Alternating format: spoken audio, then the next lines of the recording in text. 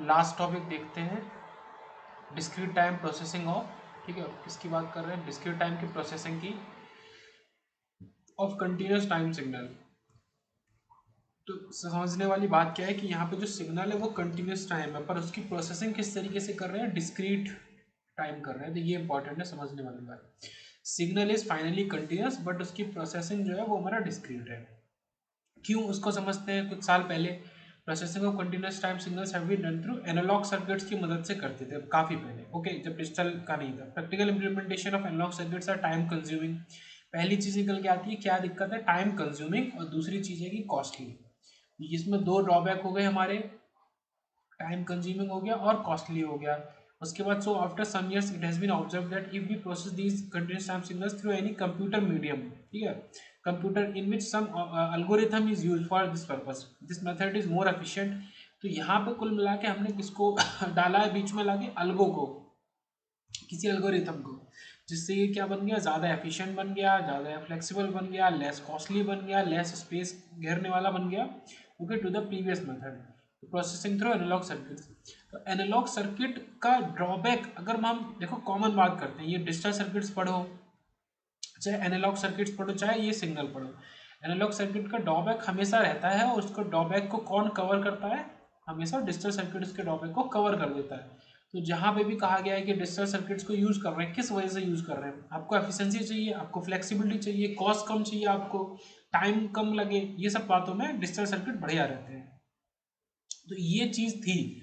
तो अब हमने क्या किया, सिग्नल्स वही कंटिन्यूस टाइम, बट उनकी प्रोसेसिंग डिस्क्रीट या डिजिटल नेचर में करी हमने, okay. In this method 3 steps have been followed. पहला क्या होता है, पहला क्या है कि conversion of continuous to discrete. पहले तो आपके पास तो कंटिन्यूस है, और जो आपका सिस्टम है वो डिस्क्रीट है, डिजिटल है, वो वर्क डिस्क्रीट के ऊपर ही करेगा। तो पहले आपने कंटिन्यूस से डिस्क्रीट में बदला, फिर आपने प्रोसेसिंग कर दी। समझ रहे हैं मतलब क्या किया, क्या है, चालूबंदी करी है। प्रोसेसिंग तुम डिस्क्रीट मेथड सिस्टम से करोगे, डिस्क्रीट सिग्नल की करोगे, कंटिन्यूस की नहीं कर लोगे। तो फिर तुमने पहले चेंज किया, तुमने प्रोसेसिंग करी, ओके, डिस्क्रीट टाइम के सिस्टम के साथ, फिर तुमने वापस चेंज किया, conversion from discrete to continuous, ठीक है, वापस D2C तो वापस चेंज किया। तो 2 बार कन्वर्जन यहाँ पे हमने लगाया है। कैसे, वो देखते हैं। पहला ये है हमारा XCT, हमारा कंटिन्यूस सिग्नल है, this is a continuous signal, okay. ये कंटिन्यूस से डिस्क्रीट कन्वर्टर में डाला तो ये XD ऑफ n बन गया, okay, X discrete of n बन गया, जो कि किसके इक्वल है, X कंटिन्यूस ऑफ जो सिग्नल है N of TS, okay, N of TS के इक्वल है, और वो वापस n के इक्वल हो गया। तो फिर डिस्क्रीट टाइम सिस्टम जो भी हमारा है, उस डिस्क्रीट टाइम सिस्टम से हमने इसको निकाला।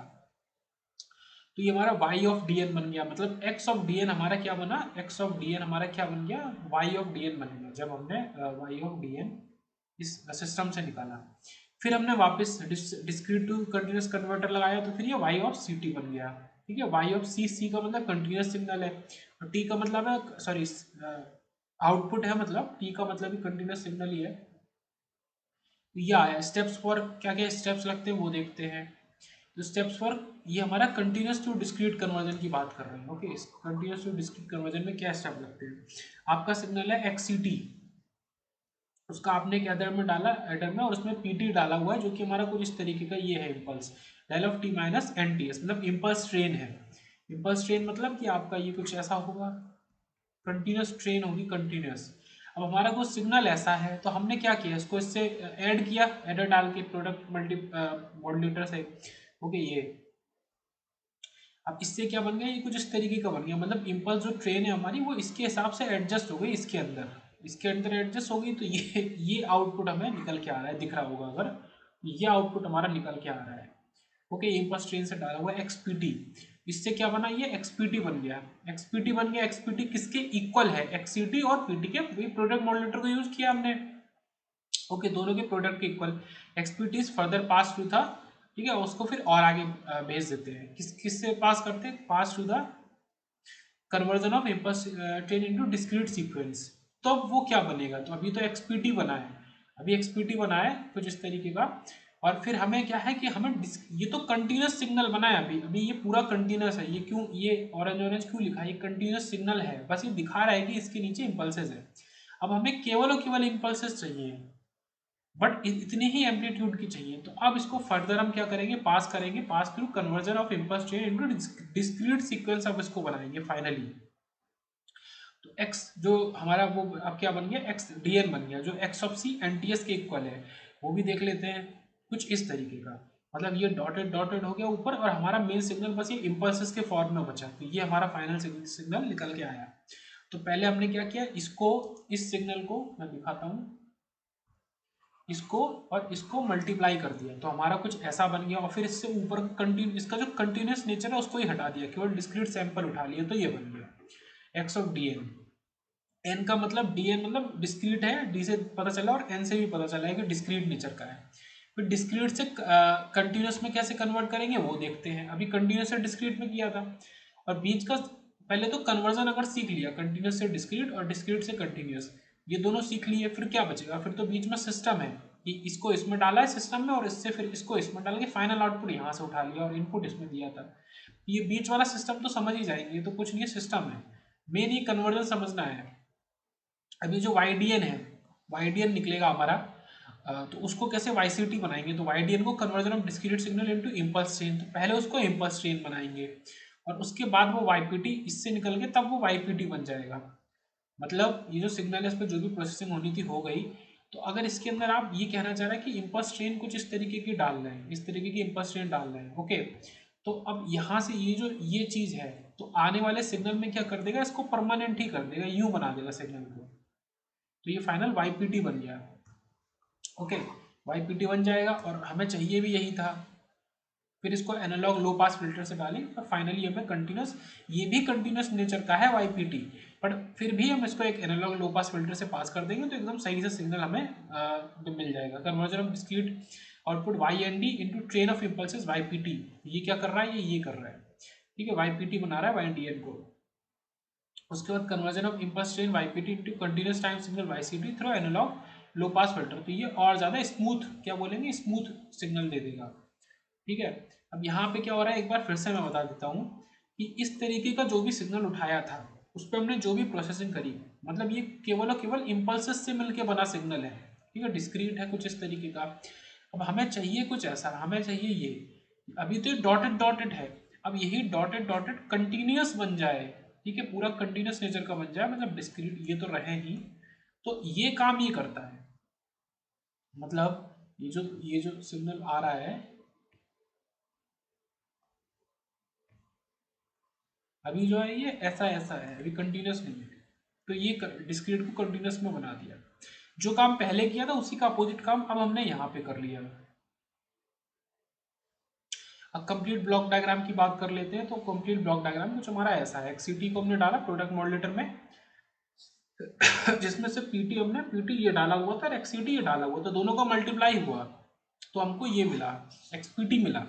अब उसको conversion from impulse train to discrete sequence, अभी इम्पल्स ट्रेन थी लेकिन कंटिन्यूस नेचर की थी, मतलब वो थी तो इम्पल्स ट्रेन कुछ इस तरीके की थी, पर ये कंटिन्यूस नेचर की थी।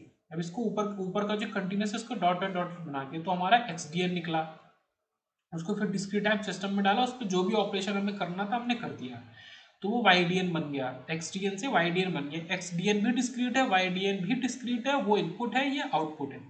इसको फिर से हमने डाला conversion from discrete signal into impulse train, तो ये YPT बना, ये कंटिन्यूस नेचर का है, बट हमें और ज़्यादा अच्छा चाहिए था तो हमने इसको YCT बना लिया, ये भी कंटिन्यूस नेचर का, ये हमारा वेल परफेक्ट सिग्नल है, एनालॉग लो पास फिल्टर। तो ये जो ऊपर वाला ब्लॉक है ये C to D कन्वर्टर है, नीचे वाला ये जो ग्रीन से ब्लॉक बना ये D to C कन्वर्टर है।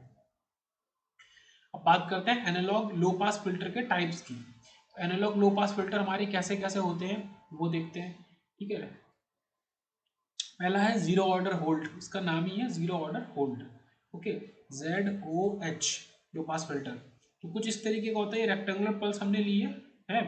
यहाँ पे कुछ चीज़ समझनी जरूरी है, हम किसका H ऑफ साई का यूज़ बार बार करेंगे, ये इसको ओमेगा साई जो भी बोले, और एक हमारा ये वाला रहेगा ओमेगा, तो इसमें थोड़ा सा कनेक्शन होगा वो समझना जरूरी है यहाँ पे अगर इसको पढ़ रहे हैं तो, ओके। आउटपुट ऑफ ZOH मतलब zero order hold is equivalent to the series of square pulses, ये किसके इक्विवेलेंट होता है ये समझना जरूरी है, ये इक्विवेलेंट है सीरीज ऑफ किसके, स्क्वायर पल्सेस की सीरीज के, ये तो एक पल्स है, ओके। तो इक्वल टू किसके इक्वल होता है, 2 बाई, ये इसको साई बोलो ओमेगा बोलो जो भी बोले, ये 2 by omega sine omega T upon 2, e raise to minus J omega T by two. ये कैसा सिग्नल है? इस टू बाई ओमेगा को अगर हम अलग कर दें, इसको हम यहाँ पे लिखें तो ये क्या होगा? Omega by two. ये कैसा सिग्नल बन रहा है? ये सैम्पलिंग समथिंग सिग्नल बन रहा है, साइन ये टी अपॉन टी, ये सैम्पलिंग समथिंग का फंक्शन बन रहा है। तो यहाँ पे हम क्या कर रहे थे? ऊपर सैम्पलिंग ही जरूरी होती है डिस्क्रीट में, सैम्पलिंग क्वांटाइजेशन ये सब चीज़ें होती हैं। तो ये इधर लिख दिया है बट ये इसके नीचे ही आएगा, तो इससे याद किया जा सकता है। ये sine omega T by to और फिर इसमें यही ओमेगा टी बाई टू इसके नीचे और E raise to minus J omega T by two. तो ओमेगा टी बाई टू या फिर साई टी बाई टू ये यहाँ पे यूज हो रहा है बार बार, मेन चीज़ ये है। ओके, ये क्या है? H omega is frequency response of filter. ये फिल्टर का फ्रीक्वेंसी रिस्पॉन्स है, जो भी हमारा ये फिल्टर है उसका रिस्पॉन्स है। अब नोट करने की कुछ बात है कि एनालॉग फिल्टर अगर हम देखें तो वो ऐसा रिस्पॉन्स देता है। ओके, एच साई करके सी टी एफ टी ये है, continuous time Fourier transform H T का सी टी एफ टी है। और जो हमारा डिजिटल फिल्टर होता है वो h e raise to j ये वाला ओमेगा, जहाँ पे जेड क्या है? E raise to J omega है। ये डी टी एफ टी है, discrete time Fourier transform of h n का। तो यहाँ पे जो एच एन है ये इम्पल्स रिस्पॉन्स है फिल्टर का, और h E raise to J omega है ये फ्रीक्वेंसी रिस्पॉन्स है फिल्टर का। मतलब फ्रीक्वेंसी रिस्पॉन्स क्या है? इम्पल्स रिस्पॉन्स का क्या है? डीटीएफटी है। अगर आप इम्पल्स रिस्पॉन्स पे डीटीएफटी को लगाओगे तो आपको फ्रीक्वेंसी रिस्पॉन्स मिल जाएगा। ये समझने की बात है। वही तो कर रहे हैं ना, डीटीएफटी एचएन पे लगा रहे हैं तो हमें क्या मिल रहा है? तो हमें ये मिल रहा है। तो ये थोड़ा सा जो समझने का कॉन्सेप्ट था एनालॉग फिल्टर का और डिजिटल फिल्टर का। ओके, तो ये वाला जो है ये एनालॉग में यूज होता है, ये ओमेगा ये वाला ये डिजिटल में यूज होता है। तो ये समझने की बात थी। तो पहले हमने क्या समझा? Analogue low pass filter type में हम देख रहे हैं, उसमें पहला जीरो ऑर्डर होल्ड, उसके पहले ये देखना जरूरी था। फिर analog to digital filter conversion देखना जरूरी है। ये सब अलग से चीजें हैं। Analog to digital a to d, तो इम्पल्स इनवेरियंस मेथड हम यहाँ पे यूज करते हैं। अगर याद हो पिछले वाले लेक्चर के लास्ट से, तो omega is this omega by T S, इसकी यूनिट रेडियन पर सेकेंड, इसकी यूनिट टीएस की सैंपल पर सेकेंड। तो इसकी फाइनली यूनिट क्या बन जाती है? रेडियन पर सैंपल्स, इस ओमेगा की रेडियन पर सैंपल। ओके, तो ओमेगा, ये ओमेगा बोले या साई बोले, इसे यहाँ लिखा हुआ है ये। तो इस फ्रीक्वेंसी ऑफ एनालॉग फिल्टर ये हमने देखा है किससे रिलेट करता है? ये एनालॉग फिल्टर से रिलेट करता है, जिसकी रेंज 0 से इन्फिनिटी होती है, क्योंकि एनालॉग फिल्टर में। और ये ओमेगा की क्या है? Frequency of digital filter. ये दोनों फ्रीक्वेंसीज को डिनोट करते हैं, ये एनालॉग की, ये डिजिटल की। इसकी रेंज 0 से पाई होती है, रेडियन पर सेकेंड की फ्रीक्वेंसी है।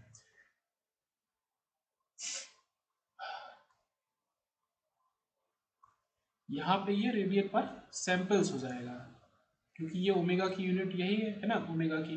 तो ये कुछ चीज़ें हैं analog to digital filter conversion के लिए। ये रिलेशन है, ये बकायदा पूरा रिलेशन है। और मैं जो हेडिंग डाली थी उसका मतलब ये रिलेशन है उसके अंदर का, ओमेगा इजकल टू दिस या omega t s equal to this, ये याद रखना है, ये रिलेशन है। और ये हमारा अलग अलग है इनका, ठीक है। इसका ये होता है, इसका h E raise to J omega होता है। और हमने यहाँ देखा था कि ये हमारा किसके इक्वल है? तो एच जो ये है फ्रीक्वेंसी रिस्पॉन्स ऑफ फिल्टर इसका, तो ये हमारा टू बाई ये sine this t by two ये है, ये याद कर लेंगे, ठीक है। ये पूरा ये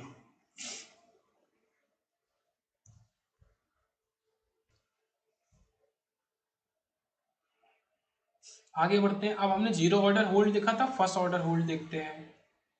this is first order hold. तो यहाँ पे H T impulse response of the filter है। जैसे वहाँ पे था ये ट्राइंगुलर शेप में है, तो एच ओमेगा जो है होगा फ्रीक्वेंसी रिस्पॉन्स ऑफ फिल्टर होगा, ठीक है। ये तो समझ में आ रहा है, एच ऑफ ये क्या है? फ्रीक्वेंसी रिस्पॉन्स है। ये इससे कैसे बना है? इसका डी टी एफ टी लेके बना है। नहीं, इस केस में सी टी एफ टी की बात करेंगे, है ना। एच ऑफ टी है तो 4 upon omega square T S sine square omega t S by two. या अगर बोले तो इसको इसके नीचे लाएंगे तो ये वही चीज़ बन जाएगा, omega upon T S upon two का होल स्क्वायर। टी एस इसमें नहीं होगा, टी एस अलग होगा, है ना। ओमेगा बाई टू का होल स्क्वायर टी एस। तो यही चीज़ ऐसे लिख दो, ये टू को ऊपर ले जाओ सबसे ऊपर, तो 4 upon omega square T S लिख दो, या इसके नीचे लिख दो। तो ये क्या वही सैम्पलिंग फंक्शन बन रहा है ना।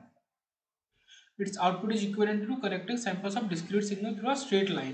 यहाँ पे इंपॉर्टेंट क्या है कि इसका जो आउटपुट अगर बोले जाए ट्रायंगुलर वाले का, तो इसका आउटपुट क्या है असल में कि आप सीरीज में मतलब काफ़ी सारे सिग्नल्स को अगर स्ट्रेट लाइन में जोड़ रहे हो उसकी तरह है। इसका मतलब कंपैरिजन किया जाएगा इसका आउटपुट कैसा होगा, is equal to connecting samples of discrete signals through a straight line. मतलब डिस्क्रीट सिग्नल्स के बहुत सारे सैंपल्स को स्ट्रेट लाइन में अगर आप जोड़ देते हो तो वो इसका आउटपुट की तरह होगा, फर्स्ट ऑर्डर होल्ड लो पास फिल्टर के आउटपुट के तौर पे, है ना। यहाँ पे क्या है samples of discrete signal through straight line की बात कर रहे हैं, यहाँ पे सीरीज ऑफ स्क्वायर पल्सेस की बात कर रहे हैं अगर जीरो ऑर्डर होल्ड लो पास फिल्टर की बात करें। तो ये क्या आपने दो चीज पढ़ी, जीरो ऑर्डर होल्ड लो पास फिल्टर और हमारा यहाँ पे फर्स्ट ऑर्डर होल्ड लो पास फिल्टर। इतना हो गया। अब आगे चलते हैं, कुछ क्वेश्चंस देख लेते हैं लास्ट में। तो कंसिडर कंटिन्यूस टाइम सिग्नल, ठीक है, प्रोसेसिंग सोन इन फिगर, ठीक है, ये चीज़ है। तो जो हमारा हेडिंग था कि कंटिन्यूस टाइम सिग्नल की प्रोसेसिंग करिए डिस्क्रीट कर रहे हैं, तो हमने वही चीज़ देखी कि एक्स टी है, पहले आप कंटिन्यूस से डिस्क्रीट में चेंज करो, फिर डिस्क्रीट से कंटिन्यूस में चेंज करो, फिर आपको वाई टी मिलेगा और बीच में जो भी ऑपरेशन होगा वो सब होगा। कुछ इस तरीके से है। तो हमसे पूछा है टी वन दिया है, ये गिवन है। टी वन मान लो यहाँ हो रहा होगा 5 millisecond 1 millisecond, T two X T हमको दिया है, इस पर ऑपरेशन हो रहा है और फाइनली हमको ये निकल के आना है, बस बीच में दो जो ऑपरेशन है उसमें टी वन टी टू का इस्तेमाल होना है। तो एक्स टी में हम टी की जगह पहले क्या रखेंगे एक्स, ये इंपॉर्टेंट है, ये वेरी इंपॉर्टेंट, मेन जो चीज करनी है वो यही हो रही है। टी की जगह एन ऑफ टी वन रखेंगे, ओके।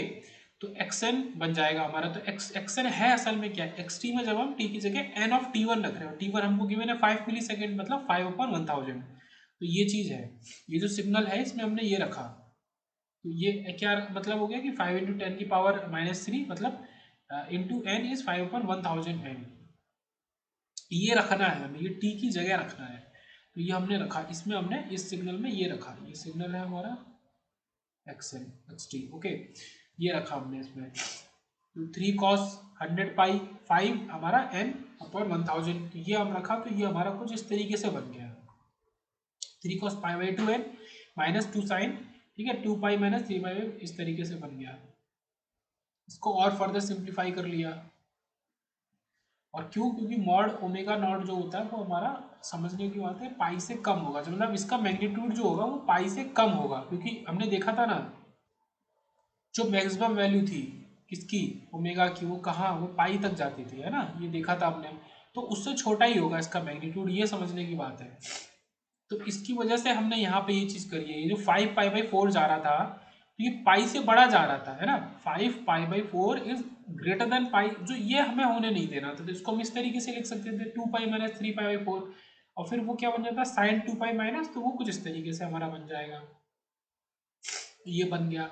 अब ये जो निकला है, अब इसमें आप T2 को लगाएंगे। अब हमने क्या सीखा है कि एन टी एस मतलब टी जो स्मॉल टी इसके इक्वल होता है, ठीक है, टी एस हमारा क्या हो सकता है, T1 हो सकता है, T2 हो सकता है ना, इसको समझते हैं डिटेल में। अब जब हमें यहाँ पे यही चीज करनी थी तो हमने क्या किया था, टी की जगह हमने क्या रखा था, NTN1 रखा था। सेकेंड केस में हमारे पास पहले से एन है ना, पहले से एन है, अब हम क्या रखेंगे, अब हमें क्या निकालना है, एन की जगह अब क्या रखेंगे हम टी अपॉन, और इस टी एस को एक बार इधर ले जाएंगे, इसके नीचे, ये इसके नीचे आ जाएगा ना, अगर समझ में आ रहा है आपको, ये इसके नीचे आ जाएगा। तो n equal to t by, अब टी एस मतलब T2, तो एक बार हमने T1 का यूज किया, एक बार T2 का यूज किया, और बहुत साफ से मैं दिखा दूँ तो एक बार ये यूज किया है, एक बार इसको यूज करेंगे, और बस यहीं पे सारा क्वेश्चन है, ये दो सब्स्टिट्यूशन करने सारा कुछ सॉल्व होगा, ये दोनों समझ में आने चाहिए।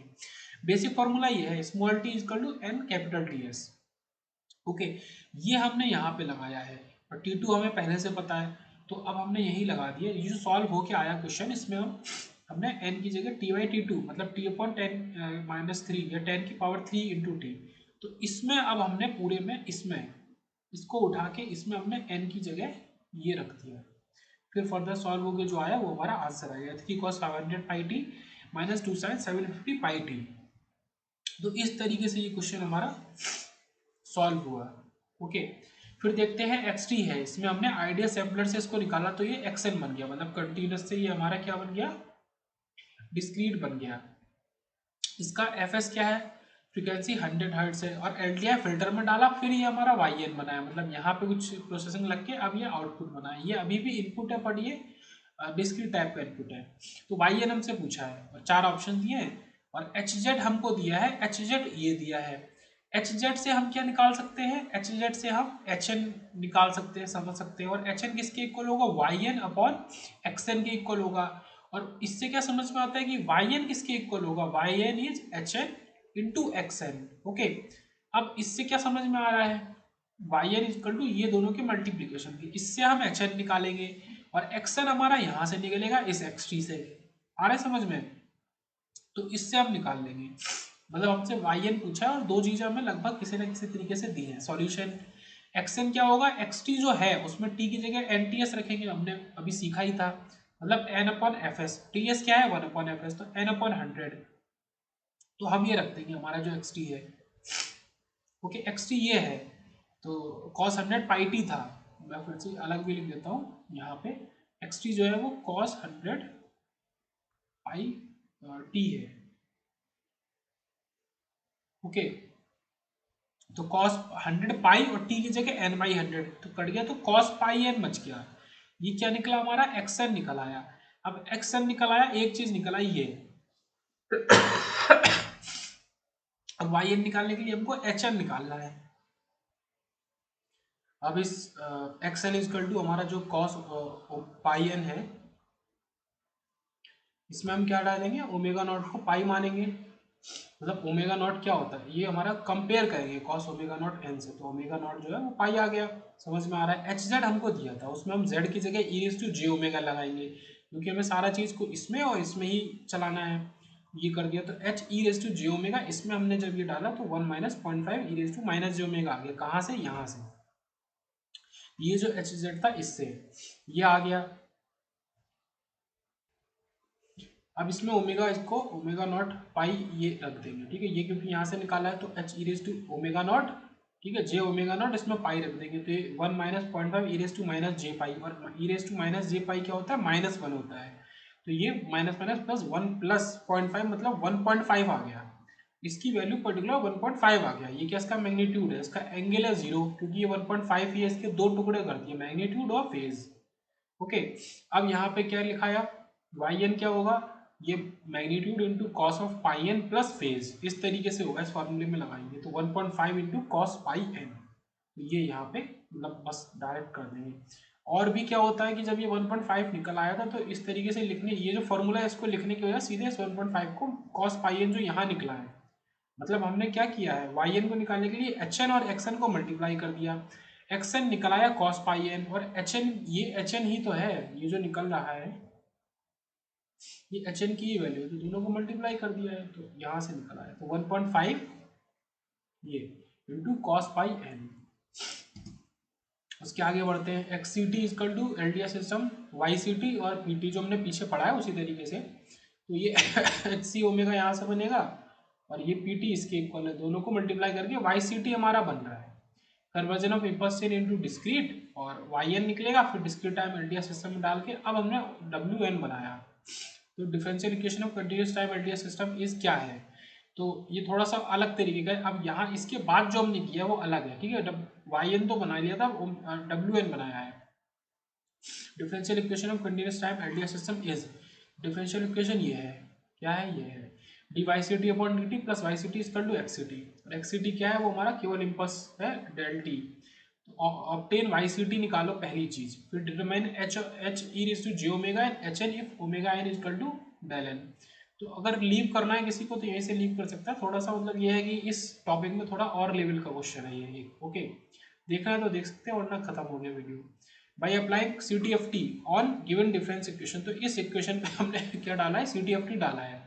तो ये क्या बन गया, J into omega Y C omega. तो ये सी टी एफ टी का फॉर्मूला होता था ना, ये वाई सी टी है, तो ये जे ओमेगा इस तरीके से बनेगा। ये क्या है, क्योंकि एनालॉग में है तो यहाँ पे हम क्या यूज कर रहे हैं, ओमेगा यूज कर रहे हैं, ये वाला। तो बना प्लस वाई सी ओमेगा, वाई सी टी क्या बन गया, वाई सी ओमेगा, क्योंकि ये डिफरेंशिएशन कर रहे थे इसलिए ये प्रोडक्ट इसमें आ गया जे ओमेगा। तो पहले से इसने सी टी एफ टी अच्छे से पढ़ा, उसे पता ही होगा। Equal to x c omega equal to 1। Okay, क्यों, क्योंकि एक्स सी टी क्या है, डेल टी, और एक्स सी ओमेगा क्या हो जाएगा, इसका c T F t del t का क्या हो जाएगा 1, तो ये चीज 1 के इक्वल है। अब इससे क्या निकला, वाई सी ओमेगा इज ये इसको तो हमने हटा लिया, ये चीज इसके 1 के इक्वल है, तो 1/1 प्लस जे ओमेगा, तो ये वाई सी ओमेगा का हमने यहाँ से निकाला। ओके, तो इस तरीके से निकालिए आसानी से। तो पहली चीज वाई सी टी निकालना है। अब इसी को क्या कर दो, इसका इन्वर्स कर दो। इसका इन्वर्स क्या होगा, E raise to T into U T, ये वाई सी टी, तो वाई सी टी तो आसानी से निकल गया। अब वाई एन निकालने के लिए अब हम क्या करेंगे, वाई सी टी में टी को एन टी एस रखेंगे, ठीक है, वही सारे स्टेप्स हैं जो ऊपर होते आ रहे हैं, ठीक है। E raise to minus N T S into U F N, E raise to minus N T S की पावर एन, मतलब एन को और बाहर ले लिया, और इंटू यू ऑफ एन। और इससे जब हम लिखना चाहेंगे e y e raise to J omega, या फिर y z e raise to J omega z, तो ये हमारा कैसे हो जाएगा, मतलब जेड ट्रांसफॉर्म लेना पड़ेगा। तो समथिंग की power n into you n, ये मैंने रिपीट भी किया था जब जेड ट्रांसफॉर्म पढ़ रहे थे। तो समथिंग की power n into you n क्या होता है, 1/1 माइनस वो समथिंग इंटू जेड इनवर्स, और क्योंकि जेड क्या है, E raise to J omega, तो जेड इनवर्स क्या हो जाएगा, E raise to minus J omega. आ रहा है समझ में, समथिंग की power n into you N का जेड ट्रांसफॉर्म क्या होगा, 1/1 minus something into Z inverse, ये जेड इनवर्स यहाँ से आया है। तो ये कुछ इस तरीके से दो ई के टर्म आए नीचे 1/1 माइनस में। अब h E raise to g omega क्या होगा, आउटपुट अपॉन इनपुट, मतलब W वाले आउटपुट के लिए उसका इनपुट क्या था, Y था, है ना, तो W वाला क्या होगा, 1 हो जाएगा, क्योंकि वहां पर डेल एन को यूज कर रहे हैं हम इस जगह भी। ओके, ये ये रहा, ओके दिख रहा होगा, मैंने मार्क कर दिया।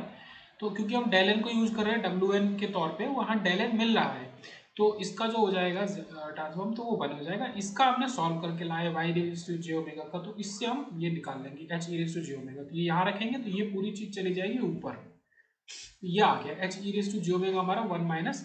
और इसका एच एन निकालने के लिए फाइनली हमको अगर एच एन निकालना है, ये वाला एच एन, तो इससे हम क्या कर देंगे, इनवर्स ले लेंगे, ये हो जाएगा डेल एन माइनस, इसको मैं हटा दूं, okay, e raise to minus t S into del of n minus 1, ठीक है। इससे ये पता होना चाहिए, c T F t d t F t z transform Laplace ये सब। अब लास्ट आते हैं टॉपिक पे, ग्रुप डिले क्या होता है। ग्रुप डिले हमने ईएमएफटी में भी देखा, फेज डिले, ग्रुप डिले।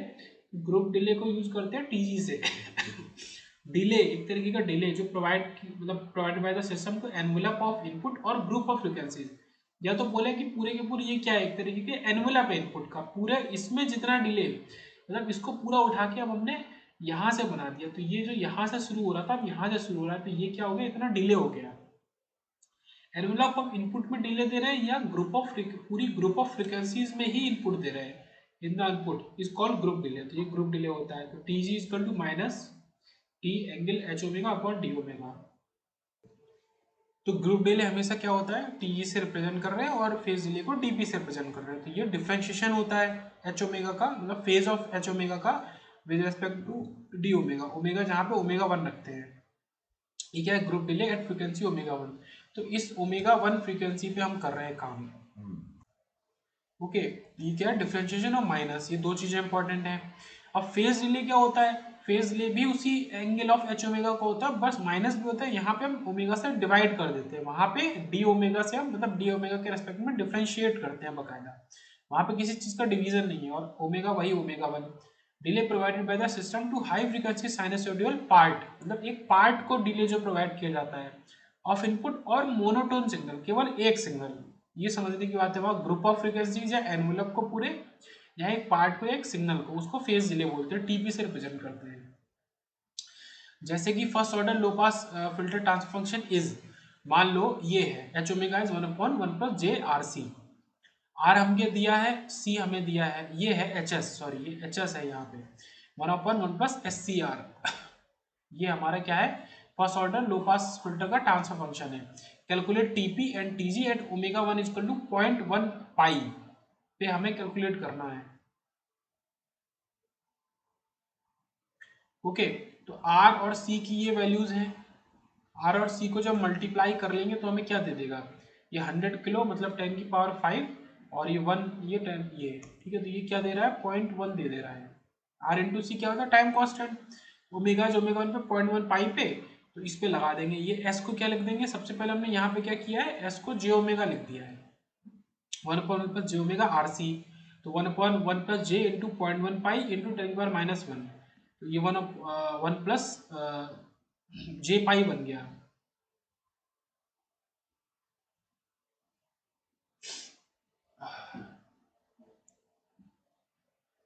और इसको करने के लिए हम क्या ले लेते हैं, थोड़ा सा डिफरेंट कर लेते हैं। ये जो फ्रिक्वेंसी है इसको 0.1 की जगह 10 पाई ले लेते हैं, है ना, 10 पाई ले लेते हैं। तो अब इसको यहाँ से हटा देते हैं, तो ये फ्रिक्वेंसी क्या बन गई हमारी, ये 10 पाई। 10 पाई और 0.1 यहाँ से निकला टाइम कॉन्स्टेंट, ये 0.1 पाई और इंटू 10 कर देते हैं, या फिर ये 10 पाई इंटू ये हमारा क्या है 0.1, ये जो ये निकला है ना, मतलब मल्टीप्लाई करके कुल मिला के मैंने ये किया कि सिंपल आ जाए तो 1 आ जाए, तो 1/1 प्लस जे पाई, तो ये हमारा फाइनल आया 1/1 प्लस जे पाई। तो इस तरीके से वैल्यूज ले ली। अब हम आगे क्या करेंगे, एच ऑफ फेज निकालेंगे -tan−1 पाई, इससे क्या निकला, केवल -tan−1 पाई फेज निकल आया, इससे 1 प्लस जे पाई से। टीपी जब निकालेंगे तो माइनस इस फेज से ओमेगा से डिवाइड कर देंगे फेज को, तो ये क्या आ जाएगा, ओमेगा को ω1 रख देंगे, तो ये -tan−1 पाई/ω1, और माइनस इसमें पहले से था और यहाँ का खुद का माइनस मिलके क्या बन गया, प्लस बन गया। ये जो माइनस इसका था और इसका माइनस फॉर्मूले में लगता है, दोनों प्लस बन गया, तो tan−1 पाई/ω1 वो क्या है 10 पाई, जो हमने ली थी, ठीक है, अज्यूम करी थी 10 पाई। तो ये हमारा फाइनल आंसर आ गया टीपी। अब इसी तरीके से टीजी निकालने के लिए इसको डिफरेंशिएट कर देंगे, माइनस लगेगा, तो माइनस और माइनस पहले से, तो वो तो सब माइनस माइनस हट जाएगा, ठीक है, 2 माइनस हट गए। अब इसको हम ओमेगा 10 पाई को डिफरेंशिएट करेंगे, तो tan इनवर्स समथिंग का डिफरेंशिएट क्या है, 1/1 प्लस वो समथिंग का स्क्वायर, है tan इनवर्स का डिफरेंशिएशन है। ओमेगा आरसी क्या है, आरसी ओमेगा इक्वल टू 10 पाई पे, और आरसी की वैल्यू रख दो, और क्योंकि ये ओमेगा इंटू आरसी है तो फिर ओमेगा का भी डिफरेंशिएशन करेंगे तो आरसी देगा, तो ये क्या आ जाएगा, RC/1 प्लस ओमेगा आरसी।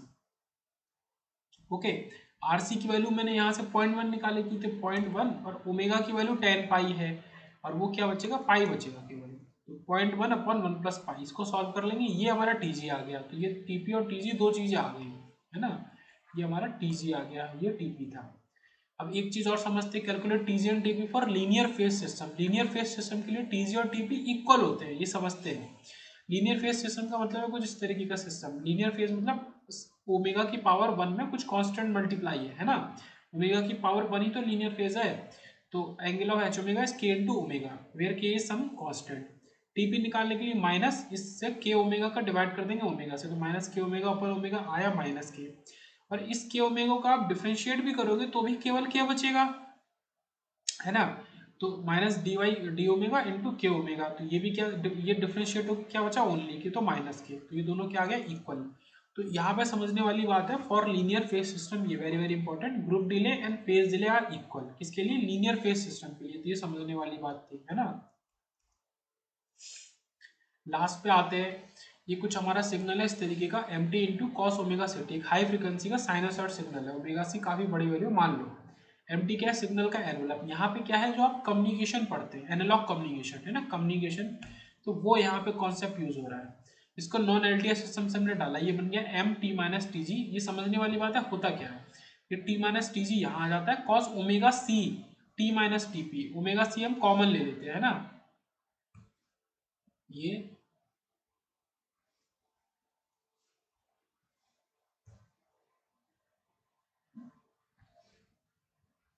ठीक है, टी माइनस टी पी, तो इस तरीके से होता है ये टी माइनस टी पी। तो इसको कंपेयर करेंगे, अगर हमें टीजी और टीपी की वैल्यू निकालनी है, हमको एक्स टी दिया है, ओके, एक्स टी क्या है, M T cos 10⁻6 pi T, और टीजी हमसे पूछा है और टीपी भी पूछा है, ये दो चीज पूछी है, दिख रहा होगा, और इसको हमने नॉन एलटीआई सिस्टम से पास किया तो हमें वाई टी मिल गया। तो ये क्या है, एक 1 MCQ इससे आसानी से बन सकता है, एकदम ईजी डायरेक्ट। तो वाई टी ये हमने निकाल लिया, एम टी माइनस 10⁻3। अब ये भी हमको गिवन है, एक्स टी भी गिवन है और वाई टी भी गिवन है, हमसे टीपीटीजी पूछा है, ये कुछ इस तरीके से गिवन है, इस तरीके से। अब यहाँ पे दिक्कत क्या है कि ऐसे तो हम डायरेक्ट लिख सकते हैं, बट एक ही चीज लिख सकते हैं ये, क्योंकि ये डायरेक्ट माइनस हो रहा है, टी माइनस टी जी तो फॉर्मूला था, तो ये टी जी बन गया, बट यहाँ पे ये हम कॉमन लेते हैं अलग, और टी माइनस करते हैं, जो टी होता है ना ब्रैकेट के अंदर, इसका कोएफिशिएंट 1 होना चाहिए। अब इसका कोएफिशिएंट 1 करने के लिए ये जो है, ये 10⁻6 इंटू पाई, है ना, इसको इधर भेज देंगे तो ये क्या हो जाएगा 10⁻6 pi T minus pi upon 4 into 10⁻6 pi. तो ये जो पूरा दिख रहा होगा ऑरेंज से, ये पूरा का पूरा टीपी है।